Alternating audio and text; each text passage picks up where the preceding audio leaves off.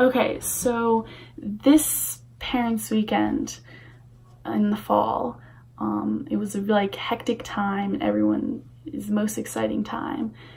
But for me, it was kind of the opposite of that. Saturday morning, my parents had just gotten there, and we were walking over to the gym when my parents' phones and my phone started just like exploding with a million texts and news stories and alerts from the local like police stations and stuff, because that was when the Tree of Life shooting had just begun, and all our neighbors were texting things like, stay inside, there's an active shooter situation, and nobody really knew what was going on or who was safe or who wasn't. And so I was just kind of in shock like all day. I didn't know what was happening. I was so far away from my home and all my neighbors and my friends. My sister was home that day, but she had just left and gone back to college before it happened, so she was fine. But my neighbors, like a few of them attend that synagogue, and so we didn't know if they were safe or if anybody was safe.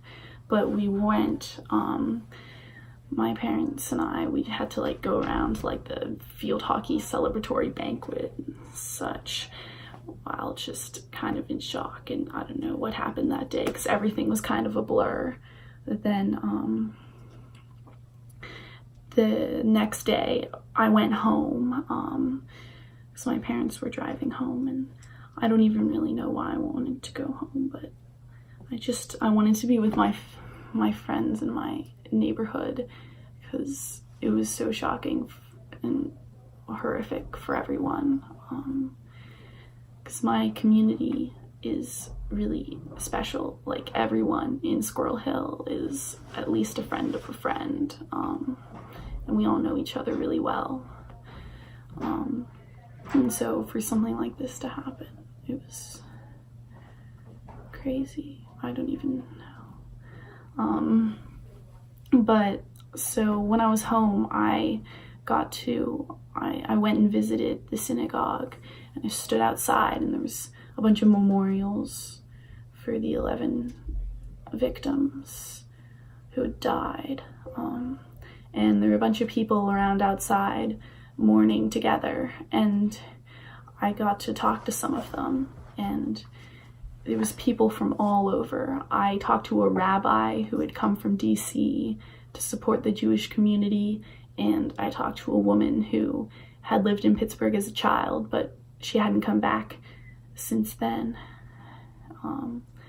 And there were just so many people there showing their support for the Jewish community and the community of Squirrel Hill, and that's really what makes the whole difference in these kind of situations.